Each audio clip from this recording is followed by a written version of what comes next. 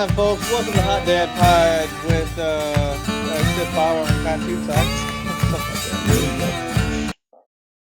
Oh, what is going down, people? What is going down, people? Welcome to the Hot Dad Pod. Today's episode, I think we kind of are showing what it's going to be about. But we are going to be discussing the first couple episodes of The Last Dance, the Chicago Bulls 1998 documentary. Ooh, that word could have gone a couple ways. I always have a hard time pronouncing that for whatever reason. I think you did. I can't. I gotta slow it down when I throw it out. Last episode, I think you said. See, I can't say it the wrong way. It just picks and chooses. I when think it I does. said like documentary. There you go. Yeah, that's what it was. But before we begin, let's give a quick little how is our quarantine going update. My last week flew by for me. I don't know if I'm just kind of getting used to how things are in the quarantine, the quarantine life. Maybe I've just been busy cooking, eating. I don't know. If for whatever reason last week just flew by. I can't believe we're like wrapping up April. I mean, I can't believe it and I can't. There's times where I feel like the days just are stuck in a standstill, and then there's sometimes that I feel like just a week goes by. I am still kind of working at home. Our company has us doing training and stuff like that, so I at least have like a to-do list professionally when it comes to my job, aside from just normal day living. So maybe that makes the days go by a little quicker sometimes. I don't know. But for whatever reason, last week went by quick. I started drinking a little bit more water. I noticed that I was getting a lot of headaches, and that's probably because all I've been drinking has been pop and energy drinks. Literally like no water at all. So I've been making a conscious effort to go back and start drinking water. Not as a substitute, but just make sure that I'm sneaking in at least a few to 3 to 5 bottles. Making sure you're hydrated. Yeah. And even though today's headache, I think, was more of a caffeine headache because I didn't have my morning coffee, probably because I woke up at noon. Yeah, that'll do it. Yeah. Wake up probably feeling hungover at that point. Yeah, but how about you? I've lost every grasp of time at this.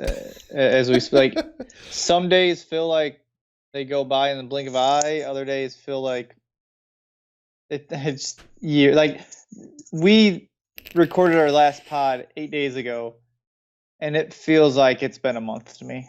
I forgot like kind of how I'm like, oh yeah, that's right, we go on Skype and do it and everything, and I don't know, it felt so long ago. I have no idea. Like, I think I'm on 4 weeks quarantine, but I think I've been saying that for 4 weeks now too, so it's strange, man. I do need to drink more water. I haven't really been drinking soda. I just really haven't. I had like a coffee in the morning, and that's it. I mean, I've been keeping busy. I've been really trying to fine tune my cooking skills. And then like little projects around the house. We have I think I mentioned, I don't even remember what we talk about in these podcasts. I can't tell if like I've had these conversations already or not. There's a leak in the basement that I've it's just going to be the fucking death of me. As into like finding out where the leak is coming from? Yeah, I mean, I know where it's coming from, but what's causing it, ultimately, I have a drainage issue. There's probably like a drain that's clogged or busted under my foundation. And so originally, usually when there's like leakage problems, first thing you check is like your gutters, your downspouts, how far they're draining from your house. And for example, my house, we had the downspouts just drained like directly to the ground. They weren't extended out. So I was like, well, maybe that's just caught up to me. So I extended those out, and that didn't resolve anything. Last year when we remulched, we took out all the old mulch and threw it under the deck, and we were just like, fuck it, we just threw it there. And we created, usually what you want is like the grade of your yard to go away from you want it to slope away from your house. And we created like a bit of a slope towards our house. So I talked to a buddy who recommended me try sloping it away from the house, which I did.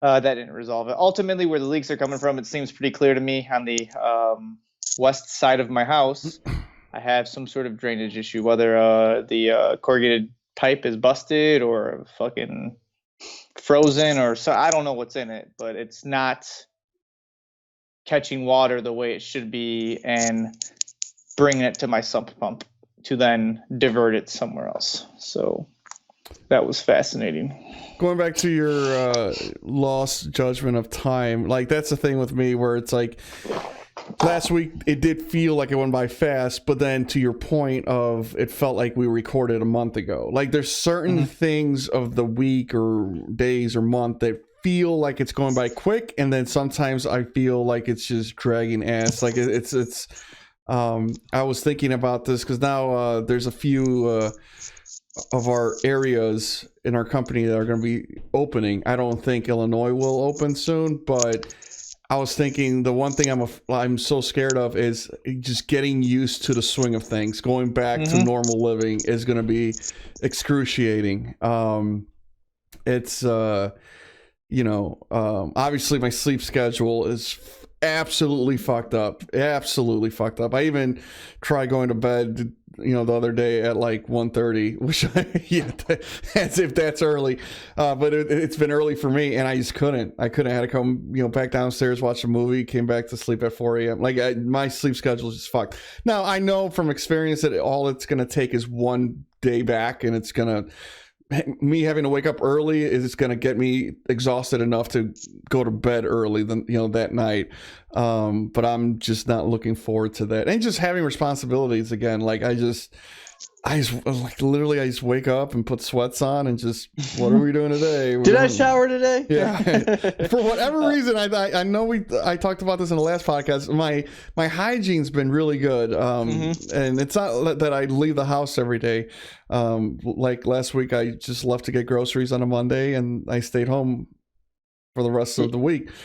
But still, I just feel like, and it goes back to the whole gaming, like sitting here in my gaming chair, and to paint a picture to those that are listening.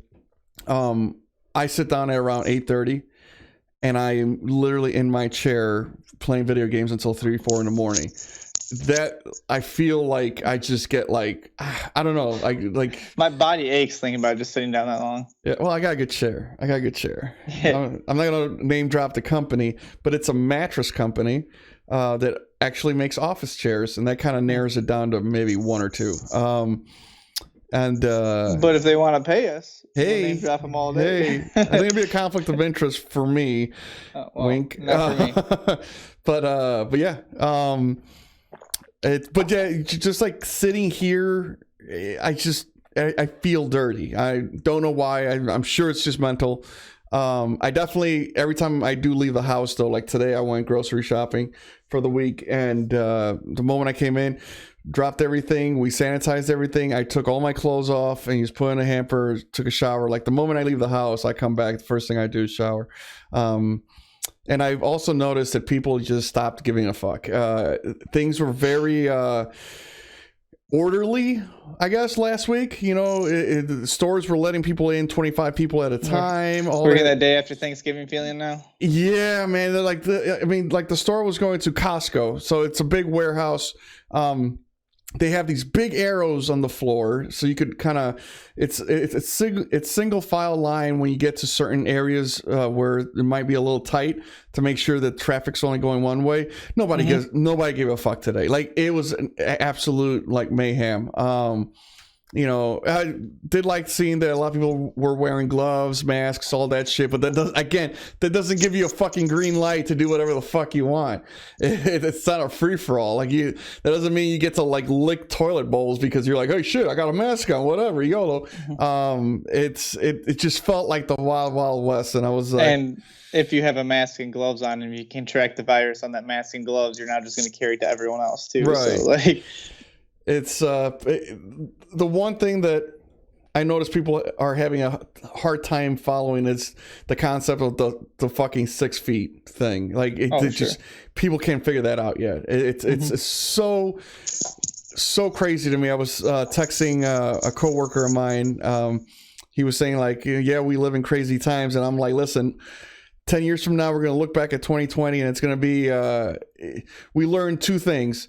One, that humanity is very fragile to, viruses and shit like that. And two, we can't follow simple fucking directions. And humanity is the real virus? Yeah. I mean, we can't, we complain about high school kids and kids in general. The adults are just, they're just as bad. Anything you want to complain about kids in high school and school, or, look at those kids nowadays. Adults are just as bad, if not worse. Look at the adults in the stands during the football and basketball games and realize it's not going to get better. No, it's not.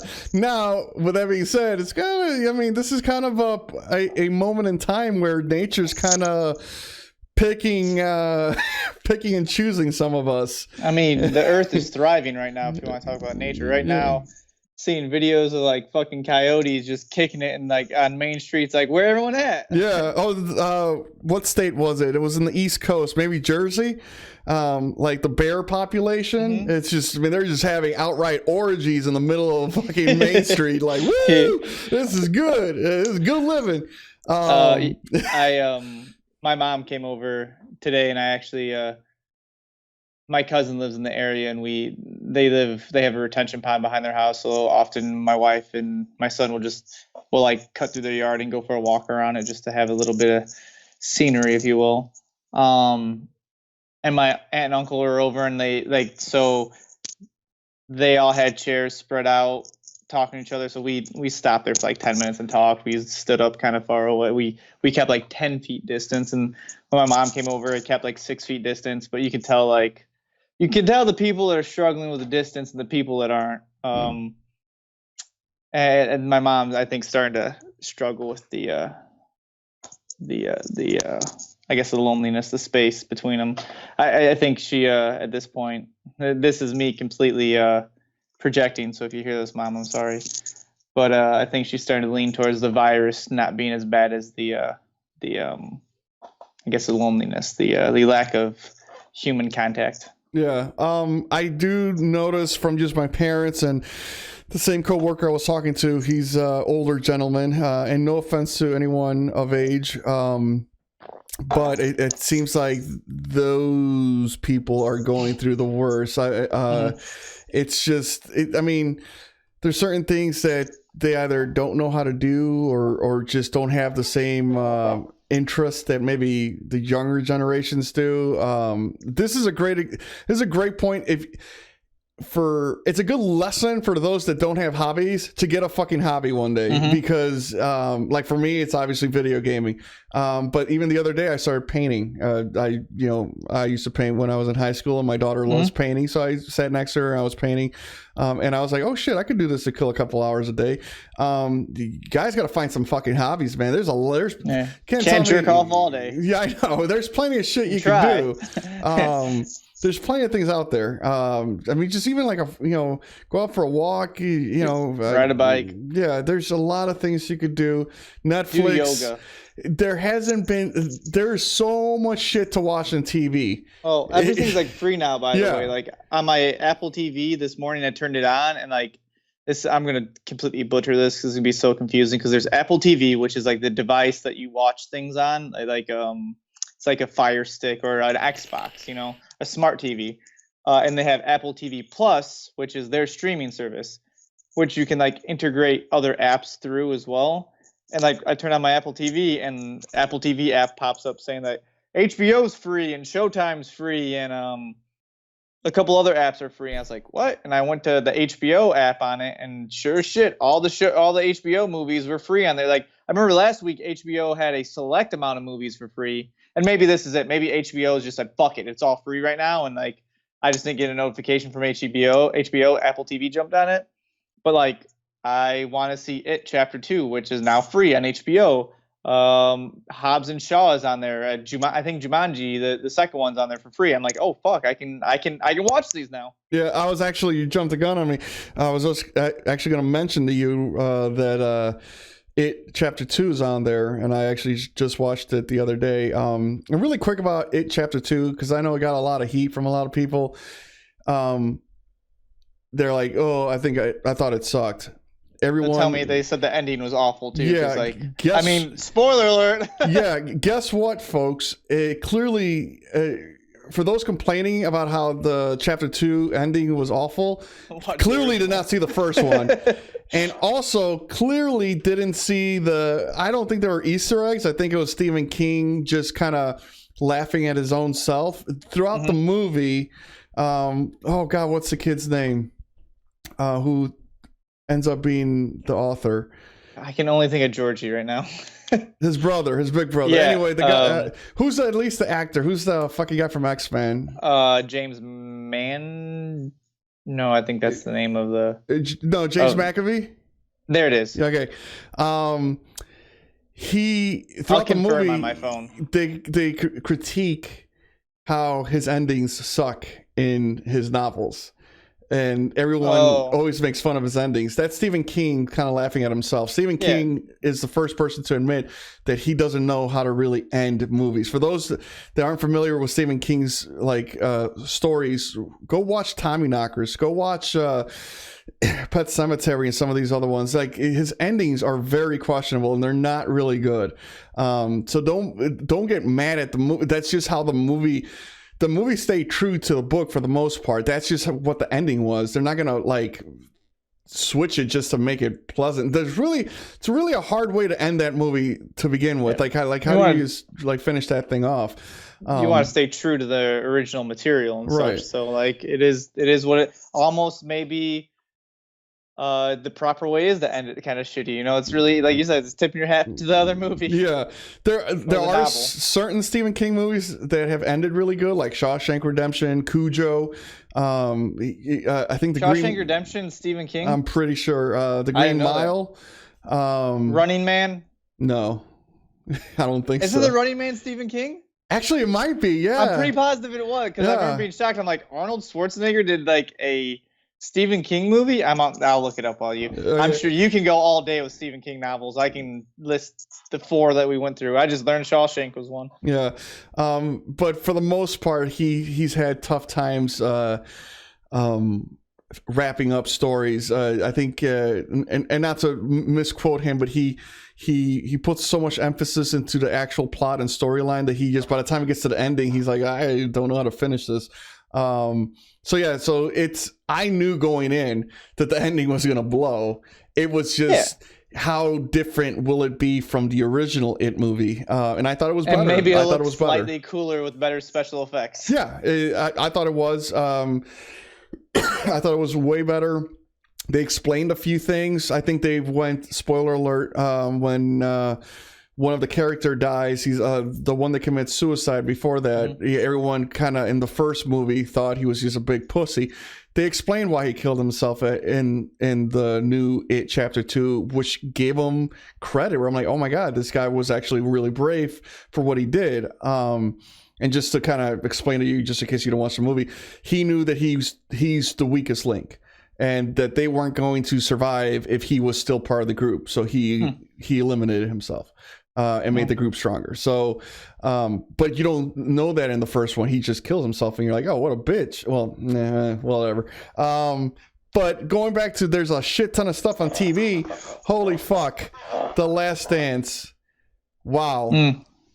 I literally hearing like you say The Last Dance gave me goosebumps. That's how much I enjoyed it.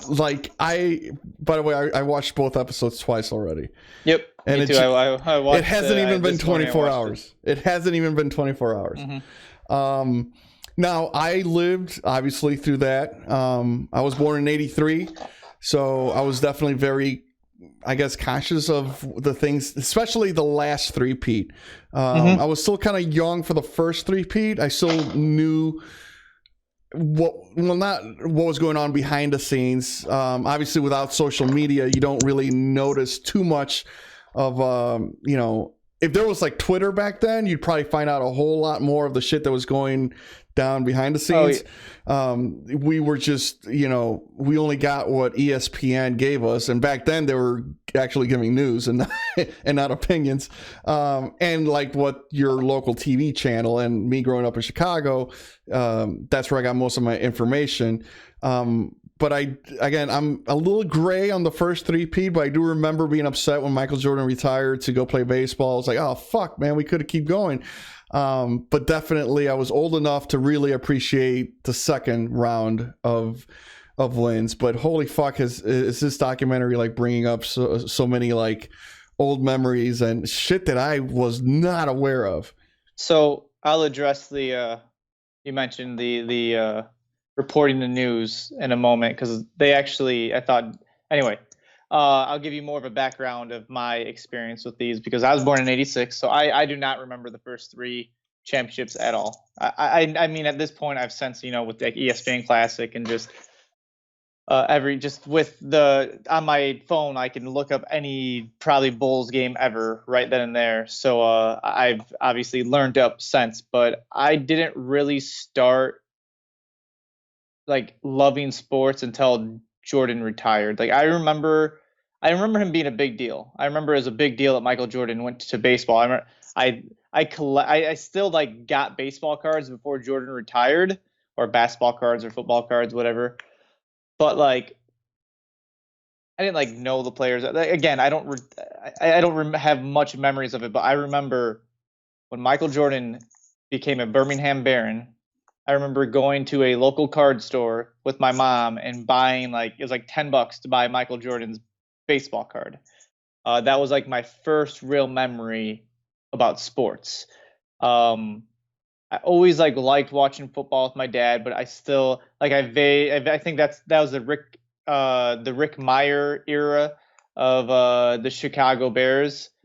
So I vaguely remember that. I remember hearing he was supposed to be the next big thing because the Bears gave up like a couple first-round picks, and he was from Notre Dame. Like I remember my dad talking about that, but I didn't really understand it. But when Jordan came back, like at that point, I'm in full hype mode. I'm probably solely watching baseball right now. The Chicago Cubs, I'm becoming a huge fan of baseball. And then when like Jordan came back, I remember my dad being like, he's the greatest athlete to ever like play any sport. This is like, remember this. You're going to tell your children about this. And ironically, thank God they have a documentary now, though my son tried to watch it with him yesterday and he quickly went and started playing with his toys. But that was probably the very first thing I remember connecting with my father. That sports was always such a huge, big part of our relationship, probably with most children, specifically men, sons and their fathers, is probably sports is a big way for them to connect. But like Michael Jordan returning, the I'm back game was so huge for me. And I remember just watching every single game for those next 3 seasons with him. My grandma, ironically, was really into basketball too, and she loved her some Michael Jordan. Didn't quite care for Dennis Rodman. Actually, I think she did kind of like Dennis Rodman now I think about it. But watched every single preseason game, every single regular season game, every single playoff game. Just completely engrossed with that team. I didn't quite realize how big Michael Jordan was, though. I didn't realize he was like the Beatles is everyone's comparison. I didn't realize how nationally loved this team was until years later. Especially, you kind of realize how big Jordan was as you talk about ESPN, how like Jordan carried ESPN years later after his retirement. But I do remember a lot of these stories being reported in the Tribune. I remember my dad telling me a lot of these stories, but you can't write like back then. It's just a Tribune. There's only a few select markets that get that. Obviously, Illinois is gonna read that paper, the Chicago Tribune specifically. I don't know if I said that. Or the 'Cause we Sun didn't read- Times. Yeah, we didn't read the Sun Times though. But just in case, well, I don't want to lose followers because fuck that Tribune. I'm a Sun Time I just think ride it's or funny. die. I think it's funny, like speaking of to get away from this, like in this world we live in, you have to either be like you have to be like liberal, conservative, or you have to be Xbox or PlayStation. Back then, iPhone we were a fucking- Tribune family, not yeah. a Sun Times family. iPhone or what's the other one? Android. Yep. Tribal. You said nationally. The thing that blew my mind is how internationally, Yeah, good point. I'd take it a step further. Yep. Michael Jordan was like just a god amongst God. Like I would love to know how many Twitter followers he would have had. Oh yeah. Back then, compared to your like superstars now. If you were to bring social media, over back then. But yeah, like your news outlets were very limited. We were obviously lucky enough to live in the city of Chicago, where we obviously got more information. When people in California probably were unaware of certain things that was going down. Like I had no clue, and not to jump ahead, but like all the stuff that was going on with like Scottie Pippen, I had no idea of that. I was completely just, I didn't really read the papers. That wasn't my thing. When we did, we were kind of looking for baseball articles. We were obviously more of a baseball family at my house, which is crazy though, because like my dad doesn't really, especially back then, really could give two shits about any other sport. It was all baseball, baseball, baseball, baseball. He stopped on a dime when it was Michael Jordan. Like same thing. We watched every single regular season game. Back then, you didn't have to fucking, what channel are they on? It was always channel 9. It was always going to be WGN. there. Every single fucking game, it was always going to be there. And every single fucking game, Michael Jordan was going to play. Yeah, it's similar to like Tiger Woods with golf, and he's an extension of it. I did not give a fucking shit about golf. But that's like, a good, Tiger Woods is golfing. Point. I'm gonna watch it. Yeah, I think that it was a big part of why it became such a big thing, especially in Chicago. It's because you had the luxury to literally watch every single game. You don't have that luxury anymore. Obviously, yes, if you do have cable, and who doesn't have cable? But even then, it's always like, I remember like watching the Blackhawks, and I was like, what? It was like they could be on 5 different channels, and sometimes it was a special network which you couldn't be on or whatever if you didn't have the full package. We got to see it all the time, and we saw it as a family. We like it was at night. We all sat down around the TV and we saw the full game. Like no cell phone in our hands. The only entertainment was on that screen, and that's all we did. I don't know if you know this, not to go sidetrack it too much. I forget. I think Rocky Warts is the Blackhawks owner now. I forget his father's name. I'm pretty sure he took over for his father when he passed away.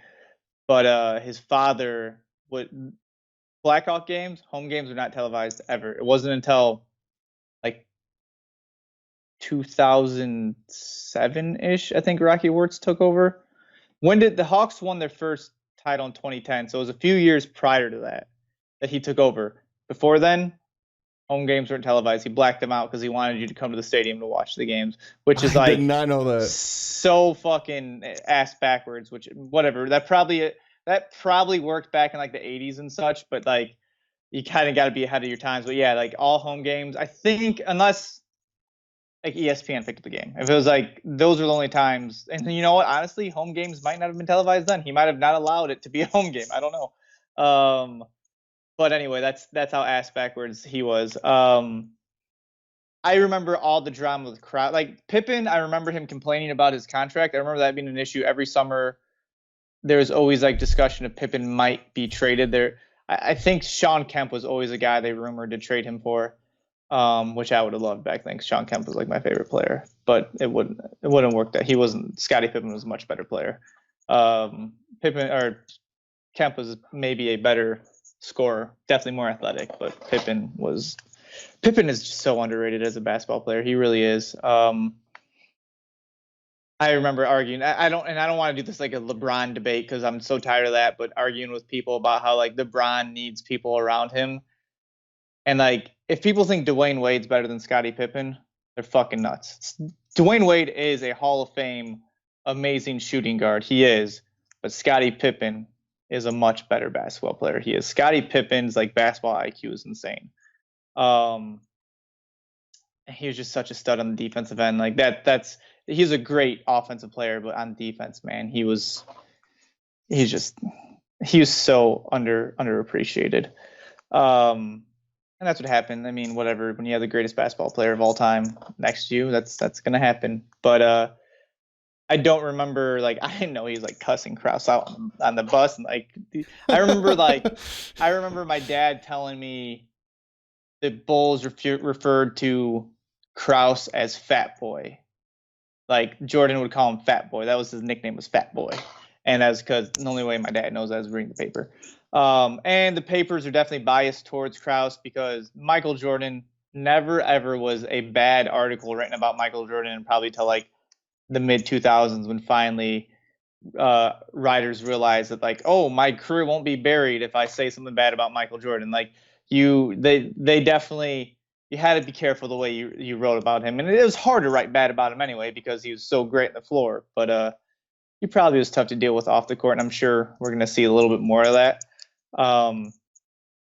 But the whole Krause fucked it all up in the end. He definitely, and they touched on it. He wanted more recognition than he deserved or than he was getting, and he definitely, he couldn't have done it without Michael Jordan.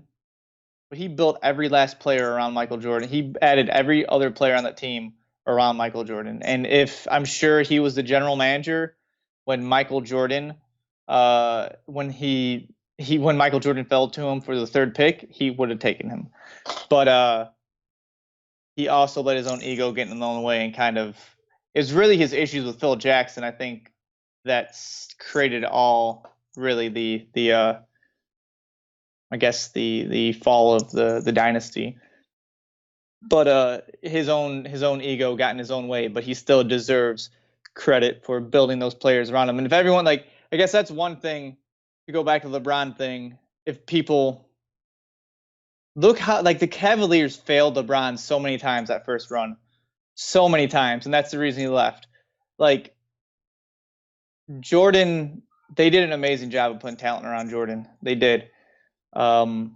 So he wouldn't have to go elsewhere. Not that he would. I know times have changed and whatever. We can debate all that other bullshit. And again, I'm not saying one's better than the other. I'm just saying Cleveland should really feel like shit, like knowing that they had this great athlete at this period in time and they just put fucking trash around him.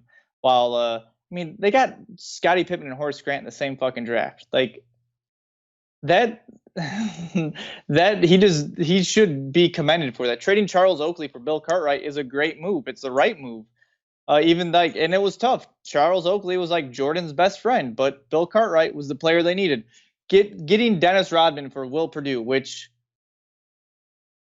understandably, like, Rodman had issues, and it's a bit of a gamble bringing in. The reason they're able to give up so little for Rodman is because he's such a handful. But it was a great move, and maybe somewhere where Krause should, well, he can't now because he's passed away, but give Phil Jackson a little bit more credit is part of the reason you can bring in a guy like Dennis Rodman is because Phil Jackson was so great at handling egos. But I was reading a article online today about how, like, basically, so Tim Floyd's the coach that replaced Phil Jackson, and basically when they brought Tim Floyd in, Krause was like, listen, it's not Jordan, it's not Phil Jackson. It's a triangle offense. That's all we need. Like, that's why we win championships. Not because the triangle offense made Michael Jordan. Like that. Come on.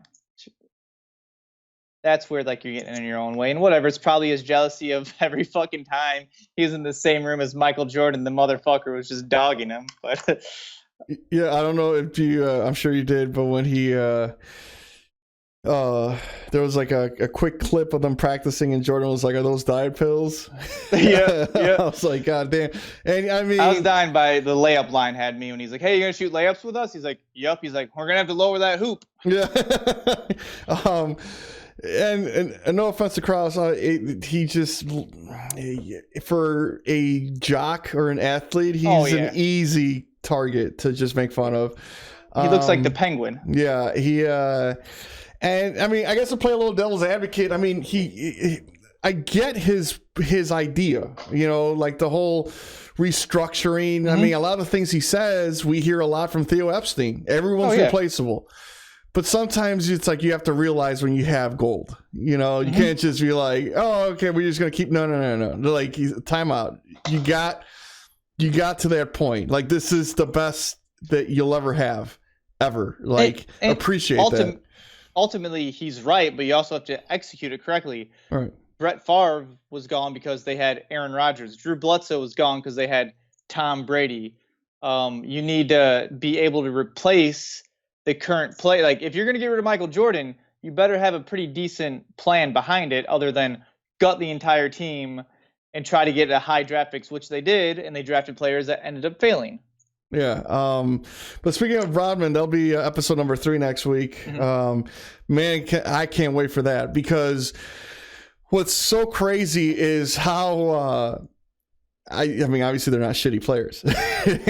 I'm not, but like Scottie Pippen and Michael Jordan both apparently weren't good enough to play in their Jordan in his high school team, mm-hmm. Pippen for college, he was a fucking equipment manager. Yeah. And then I want to see Rodman's story, because this motherfucker doesn't even shoot. Like, it's going to be mind blowing.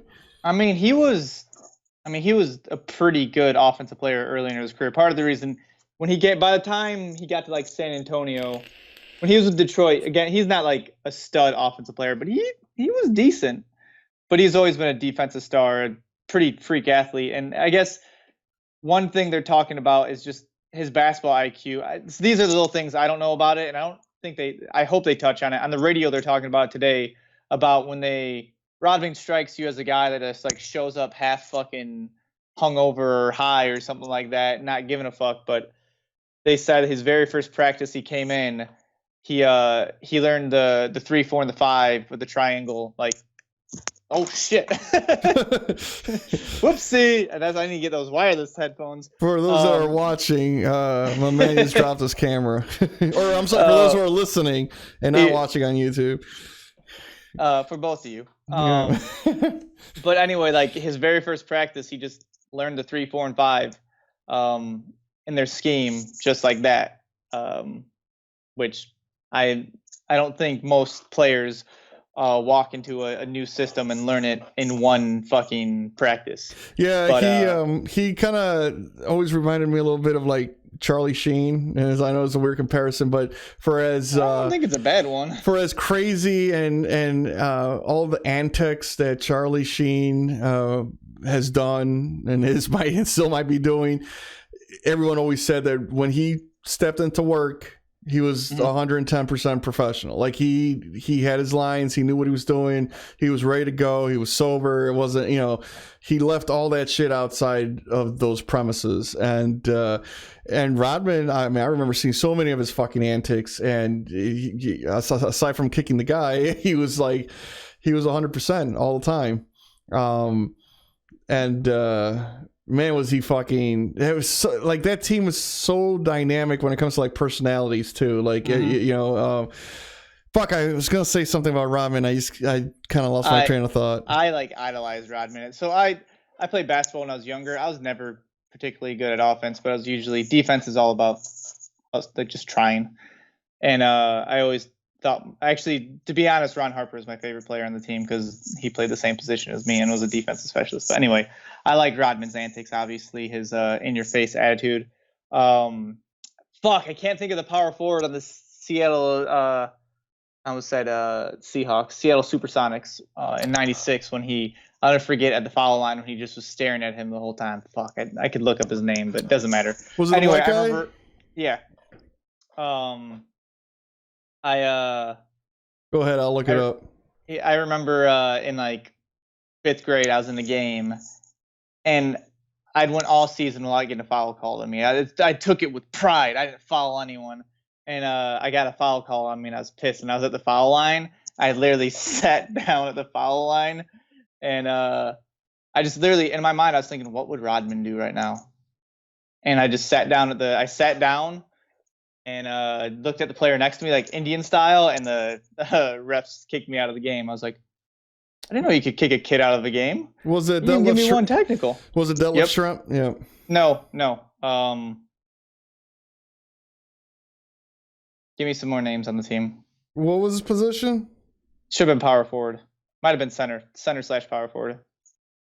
Aaron Williams, Sam Perkins, Nope. Jeremy Kersey, Dale Ellis, Vin Baker, Jim This name. McLavin. That's all I got. Vin Baker, there's a name I haven't heard in years. Didi's gonna be so upset if he's listening right now. Yeah, sorry. What the one thing though, and I feel like it's what causes a lot of the arguments when it comes to who's better and all that bullshit, which Frank Brakowski. Okay. Frank Brakowski. Maybe I looked up a wrong year, and he was. Yeah, Vin Baker wasn't on that team. Yeah. One of the things that I think triggers a lot of people to start, fuck man, you're probably hearing a lot of static with the mic because I just bumped into it 15 times. Just slightly. Is just the winning attitude of Michael Jordan. I mean, he would dunk on his mom if it meant, fucking win a game. Like, if there's a gun to his mom's head and they're like, listen, we're gonna pull the trigger if you make the shot. He's like, well, I'm not gonna miss the shot, so I'll pull the trigger. It's insane. Like I understand both sides. It's kind of hard to see that type of personality nowadays.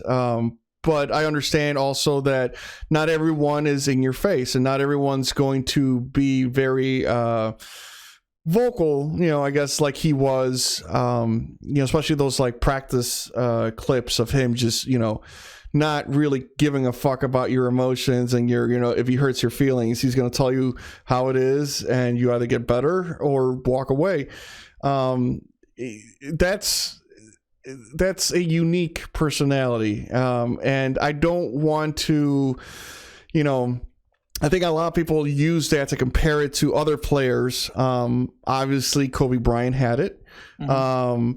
And everyone says that, LeBron James doesn't, and I don't like reading people unless I know them personally. Sure. We especially have had a lot of experience with that, and I feel like I always bring him up when it comes to sports. But Jay Cutler, mm-hmm. He was accused of not really giving a shit, but just because his face looks pompous and that he doesn't care, that doesn't mean he doesn't. It's everyone handles that shit differently. Tom Brady.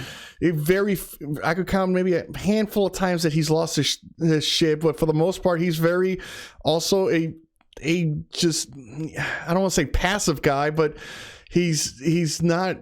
Very seldomly are you going to catch him in camera fucking chewing someone out. He has in the past. But Michael Jordan doesn't seem like he was the type to kind of, again, there's also less cameras on you back then. Mm-hmm. So for it to show all the time, it's clearly part of his everyday personality. It's like, this guy doesn't want to lose at anything. He probably gets mad if he fucking catches a red light. Go ahead. I think Brady is much more similar personality to Jordan. I think Michael Jordan, as much as people say Michael Jordan's competitive, I personally think he's just more of a sore loser, which you kind of need that to be as crazy. I mean, I'm not saying it's a bad thing, but like you'd hear stories about him like, okay, if we're going to like just say a game of one-on-one, we're going to play until I win sort of thing. That's more of a sore loser to me than it is anything. But it also is that it's drove him to be as great as he is. Basketball is not a good example. I'm thinking of like a game of pool is something that would happen, because basketball, can't imagine he lost too many games one-on-one in a row. But when you mentioned Cutler, like his not giving a fuck, I was thinking like Joe Montana, a guy who literally never once showed any bit of emotion. Yeah. And never would get criticized. That was like, he was cool Joe Montana, like he's just ice cold veins, never got up, never got down sort of thing, which works. So ultimately, if you're winning, it don't matter what type of fucking attitude you have. As long as you're winning, that's all that matters. Which I guess I find the most irritating portion of like covering sports is like it's a result based thing opposed to a process thing. If Lou Piniella goes and chucks the third picks up third base and chucks it in the stands and the Cubs win the game, they're like, got sparked by Lou Piniella. If he does it a week later and they lose the game, they'll be like, he's losing control of the team. Like, I hate that wishy-washy shit. Jordan was intense, and I think a lot of athletes are probably intense. It's when you're playing a sport, especially when you're playing competitively and your blood's flowing and everything, like shit gets intense. We get intense playing fucking Call of Duty. Like, right. Just get over it. Like, I hate hearing people talk about like comparing like an office job to like sports or something like that and think you should have that type of mentality in an office because it's just not comparable. But like I respect Jordan for his mentality and his work ethic, but it probably made him a kind of shitty person to be around, and that's okay. Yeah, I don't like when people see that as a negative thing, especially like being a sore loser. Like I don't have a problem with being a sore loser. I think winners are sore losers. You know, there is a difference between being a sore loser and then being a douchebag to like a bystander. You know, like when in fucking dodgeball, Ben Stiller flips the kid's hot dog and pop out of his hand. That's being a douchebag because you're a sore loser. But if you're competing, you're competing to win, you know. Sure. And that was, if there's one thing that Michael Jordan was 110% is that you play to win the fucking game, which is why they showed how fucking upset he was when he kind of had a feeling that the Bulls were kind of trying to tank intentionally. That wasn't in his scheme. That wasn't in his fucking genetics.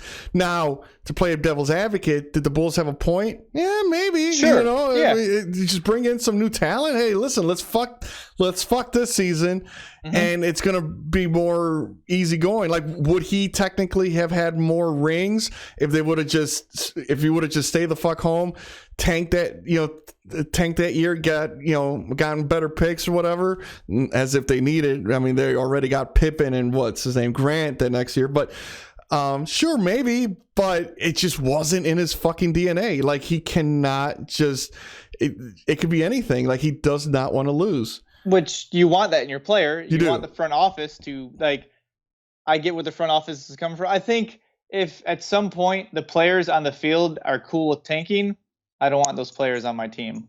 Right. And just ultimately, that's not good for business. Like Jordan was saying, you have to learn to win.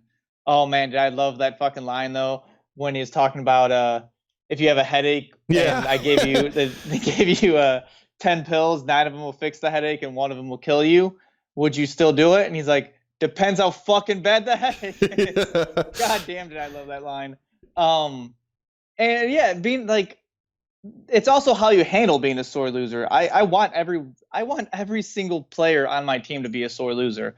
But if you're all like, no, the ref called too many fouls and that, like that's when you start making excuses while you're losing. Like that's where the issues are for me. But if you're fucking, if you hate the taste of losing and you go back and recommit yourself to make sure you're a winner, then you're eventually going to win. Yeah, I think there's two sides of being a sore loser, or two different types of sore losers. You got the sore losers that are just ultimately they fucking hate their lives because they didn't win. And then you have the other side where they start complaining about, well, we didn't win because of this, or we didn't win because of that. And then I think the difference between the two is one of those sore losers are winners and the other ones are just fucking crybabies. And I feel like the crybaby side of things, for one, I think there's more of. Again, Michael Jordan's personality, that's very unique. Not everyone has that. Actually, probably like 0.01% of the humanity has that. And I feel like that type of sore loser gets a bad rap because of the other ones. So, you know, all the crybabies say, oh, we didn't lose because of this referee called this or that, or, you know, like, you're just complaining. Like, you're not trying to fix yourself. You're not trying to fix anyone around you. You're just complaining of, I could have done better, but if it wasn't for all these things keeping me from being better, like, no. I agree. But fuck, man, I was going through tweets of some of obviously NBA stars talking about the thing, and I think it was what's his name, Perkins. I don't know. Anyway, it doesn't matter.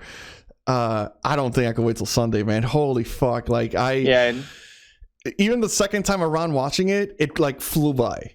So I found the second episode a lot more. So the first episode I knew most of that. That was, I mean, that was pretty general knowledge for the most part. I mean, it was kind of recapping Jordan's life, but that second episode, I did not know anything about Scottie Pippen, the life where he came from, his huge family, his father and brother both in a wheelchair, and I don't give a fuck about what Reinsdorf says about I do not believe for a minute he told Scottie Pippen not to take the contract, because they've been. Reinsdorf, if those listening don't know, owns the Chicago White Sox and the Chicago Bulls. Chicago White Sox do shit like this all the time with the young players, specifically Latino players that don't come from a whole lot. Yeah. They sign them on like team-friendly contracts and give them, I think all of us right now, if we signed a contract for 7 years for $18 million, we'd be like, we just hit the jackpot. But then when 2 years from now you realize, oh, I could be making $18 million a year. These guys kind of pulled a fast one on me. Yeah. That's kind of what they do with the White Sox, which I'm sure it's kind of a top-down sort of thing. And I looked at Pippen's contract, and he with the Bulls made I think, God damn it, I should have wrote these numbers down. I think it was $22 million in 10 years with the Bulls. And then over the course of the next 10 seasons with Houston, Portland, and then he came back to the Bulls for a couple more years, he made $120 million, something like that. So he ended up getting his money back. But even Jordan, I saw a few people, and it's true, kind of talking shit about Jordan, about how he was upset with the way Pippen handled the negotiations, but by the way, Jordan, you are making $30 million a year, and that's not counting Nike contracts. But Jordan is usually, I think, most of his career, I'd have to look at the numbers, he kind of took a pay cut. I remember his last couple seasons, he was the highest paid player in the NBA, but I don't think he was ever the highest paid player in the NBA until his final two. It might even been his final season as a Bull. He wasn't getting no money, but he wasn't making $30 million a year. And part of that is probably because Nike. I mean, no human being is probably, well, it's a lie. At that particular point in time, no human being had made more money off endorsements than Michael Jordan. Yeah. He's a billionaire now. The guy he's a brand himself. Right. I mean, he pretty much started that whole, obviously with the shoes, which, by the way, where's the camera? Oh, fuck. I can't see what's going on, so it sounds like a gun just went off. Yeah, I mean, and fuck, all these shoes still. I would love to see how much money he makes, from all these shoes. Apparently they dropped a Jordan shoe last night during it sold out by the end of the fucking episode. It's just everybody bought it. I forget which one it was. My favorite Jordans are 11s. I think the 11s are the ones he wore in '96. Are those the one with the black leather around it? Yeah, those are the ones those they just re-released them recently. Those are those called the Concord 13s. The Concord 13s. It was he had a different variation. He had the white and black ones. He had the white and blue ones, and the black and black ones. I thought were really cool. And I'm not much of a sneakerhead, so I'm not gonna pretend I know all the bullshit, the different names and such. If you showed me a pair of LeBron shoes, I wouldn't even be able to tell you what they are. Even most of Jordan's shoes, I wouldn't be able to pick them out, except for the fact the Jumpman logo. But just the success that he the Chicago Bulls, number one, the Chicago Bulls over the next 20 years after he left, pretty much had the highest attendance in the NBA. I think this is the first year they've actually taken a hit. The Bulls haven't been particularly good during that stretch. Obviously, there's a 3 or 4 years with the Rose era, but if you remove the Jordan years, the Bulls are pretty much the Detroit Lions of basketball. But even in China, Derrick Rose himself is huge in China now. because he was huge as a Chicago Bull, and Michael Jordan made the Chicago Bulls huge in China. Like they're like the number one team in China. Yeah. And so when Derek kind of blew up, they still they love him still. Well, you still probably have generations, obviously like our generation older than us too, people that maybe saw Jordans from 84 on, who probably still follow the Bulls because, like once you start like watching so many games, it's like, for example, like me and the Blackhawks, like I never watched hockey as a kid. I started watching hockey as an adult. And I wasn't like one of these, yeah, you can probably make the argument that it was kind of like a bandwagon thing once they won the Stanley Cup, but the year prior to them winning the Stanley Cup, I got to go see them for the first time ever live, and I got hooked. It was, I think, professional hockey live is one of the coolest sports to fucking watch. No pun intended. And I didn't even, it went over my head. Yeah, and so I started watching them, and obviously I watched throughout, their 2010. What was the next one? 2013 or 15? I always forget. No, I think it was 10, 13, 15. Okay. And because I watched so many games, even now I still watch the Hawks. Obviously not right now, but and you watch a team for so long that you kind of just start liking that team and you keep following that team. And I could only imagine people that grew up in that era of Michael Jordan, the impact that he had in like internationally. It's crazy. It's like when he went to the Wizards. I was watching the Wizards game. You kind of follow him around. Sure. Same thing with Peyton Manning. I was a huge Denver Bronco fan when Peyton went to Denver. Have you got your Tampa Bay Buccaneer Tom Brady jersey yet? No, I was never a huge Tom Brady fan. Like I'm a fan of Tom Brady. Don't get me wrong. Like I don't like a man that kisses his son for 5 seconds. Right, I love my son, but where our lips don't even lock that long. He's not very likable, in my opinion. Like there's something there. He's just kind of weird, and it's not just because of that. But Peyton is like a lovable character. He's entertaining. Yeah, like I love Peyton. So I would like follow Peyton Manning, to another team. I can't think of another athlete right now. But speaking of content, right now, have you ever seen Peyton's Place? Yes. So I was watching it before The Last Dance, and it's really fucking good. Like the degree of, I guess, I don't want to say interviews because it's not all, like he had one with Tom Brady and it wasn't really like an interview show. He more or less just kind of talks about the history of the sport. One thing I learned from it is Tom Brady admitted that the tuck rule game, he did in fact fumble.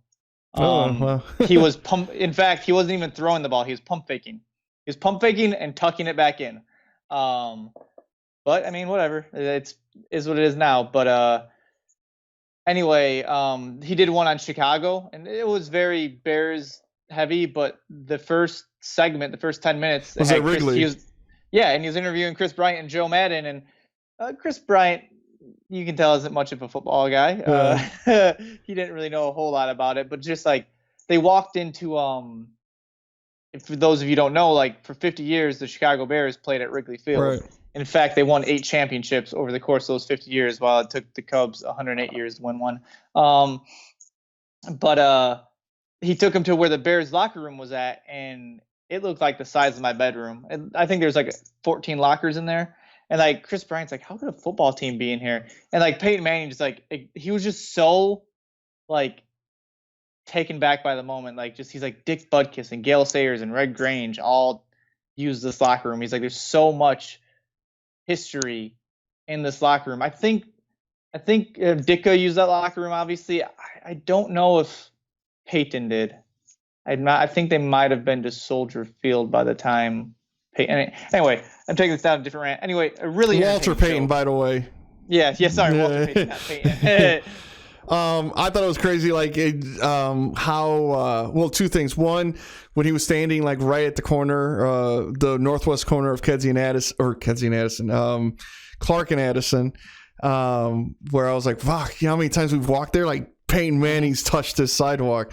But he is so incredibly knowledgeable. Now, I'm sure he prepped, like a lot of, but it just, how it comes out of his mouth, just so fucking, just a library of football information and knowledge. I haven't seen every episode. I did see that one. Yeah, I've only seen I saw 2.5 episodes yesterday before the last. I think it's usually on ESPN Plus, which is an app. I think they just happen to be showing it because they probably are starving for content on ESPN at the moment. Hey, Call of Duty, Chicago Open next week. But yeah, I guess we could wrap it up. It's been an hour. We got next week's episodes to talk about. Yeah, we'll probably. Okay, hold on. So is it 10 total Sundays or is it 10 total episodes? 10. So yes, 5 Sundays, 10 episodes. Okay, so they do 2 episodes every week. So for the next, I guess 4 more Sundays, we're gonna get 2 episodes. Okay, just wanted to clarify that. But yeah, we'll go ahead and revisit the next 2. I know Rodman's the 3rd one. I would love to know what the 4th one is. I didn't even hear about Rodman. I heard the Bad Boys Pistons were the next one, or on the next go. So that's the one I'm really excited. Don't get me wrong, I'm excited about the Rodman one, but I never got to experience the Jordan battles with the Bad Boy Pistons. I saw him be the big bad wolf his whole career when I started watching. I never watched him struggle against that team. Never watched him kind of get over that hump. Similar to I compare it to when I kind of thought I felt the Cubs arrived, and this isn't a great comparison because this is the Cardinals just held the Cubs down over the course of 108 years. So it wasn't like a particular group of players that did it. But when the Cubs beat the Cardinals in 2015 in the NLDS, division series, I was like, okay, this is a big moment. We got past that hurdle. I gotta ask, why are you holding a highlighter? Oh, because I'm at my wife's desk right now. Because a couple times you've lifted your hands and I've made a facial expression and I was like, why the fuck does he have highlighters in his hands? And I thought you'd drop them right now. I'm going through my notes. Yeah, okay, all right. But yeah, so we'll go back and revisit the next episode. We'll probably be uploading these on Tuesday. Obviously, you're going to probably hear this on Tuesday, if not Wednesday, if things get a little hectic. Just because we're going to watch them on Sunday and then record on Monday. So for the next at least 4 weeks, these episodes are going to drop on Tuesday. So just kind of keep it in mind for those following. Do we still say fuck you, Brad? I mean, he has listened. Maybe we go. He's acknowledged it, but I think the people want it. I think the people want it. Okay. Well, Brad, fuck you. Also, go fuck yourself, Brad. You should watch it if you haven't, Brad. You should go ahead and watch it on the Sundays on ESPN. I'm sure you could find previous episodes on the ESPN app. Yeah, and that's how I watched it this morning, is on the ESPN app. So I have a human being whose name will not be named, YouTube account to watch, his YouTube TV account to watch it live, and then the next day I watch it on the ESPN app too. Do you have ESPN Plus? I do not. Oh, okay. I was gonna say they got a lot of cool shit in there. Also recently, I'll probably so I have Disney Plus for free right now because when it came out, Verizon gave it away for free. We also have Hulu.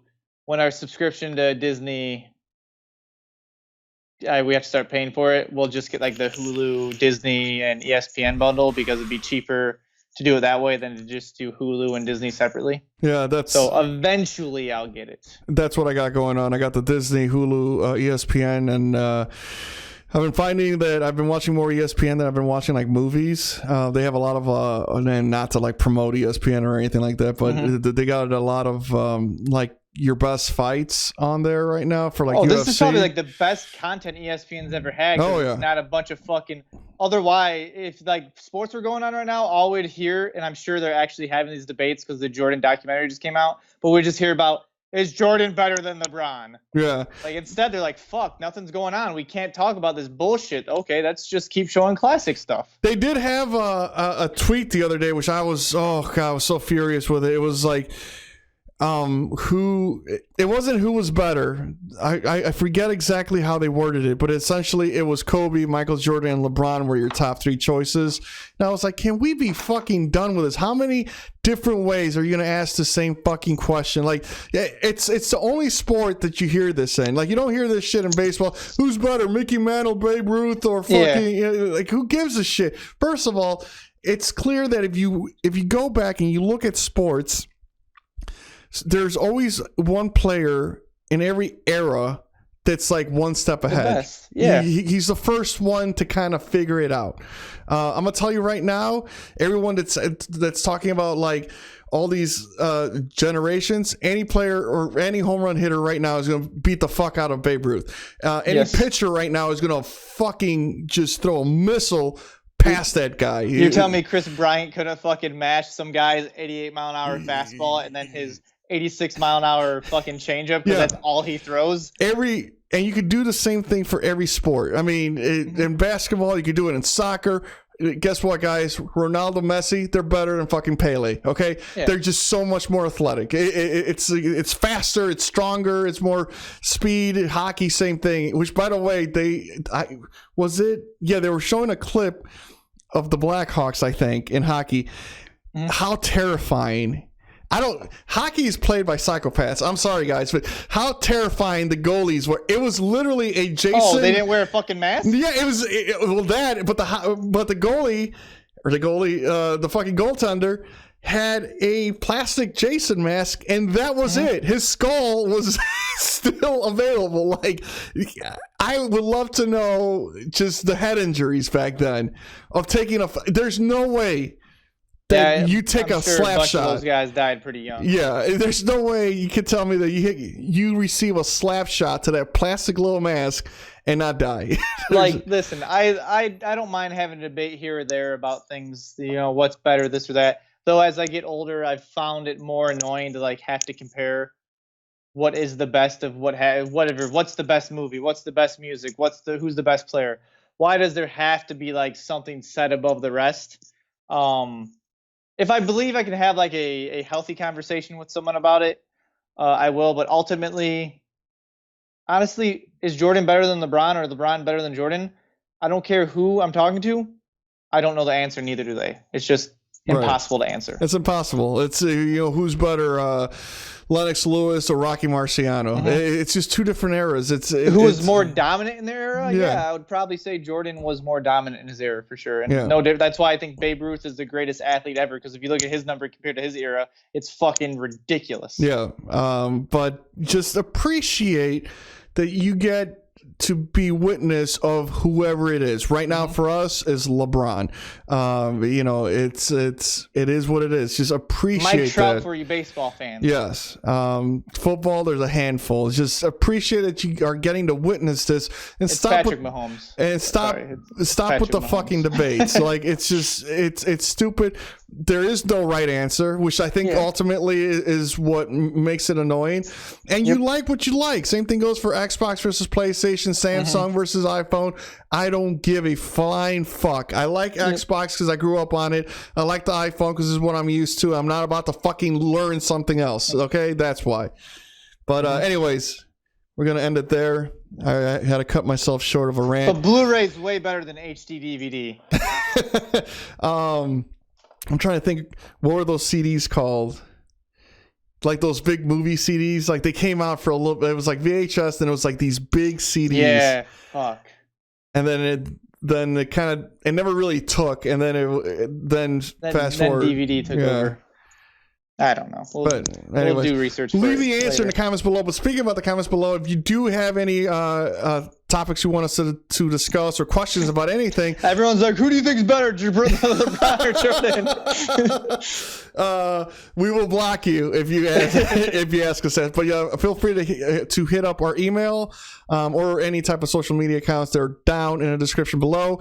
Have a great rest of the week. Stay safe if you're going out there. If you're not going out for groceries or anything important, stay the fuck home and fucking learn a hobby. We have the internet. Play some Warzone with us. Yeah, we're looking for at least one new team member. But yeah, have a great rest of the week. Fuck you, Brett. Toodles.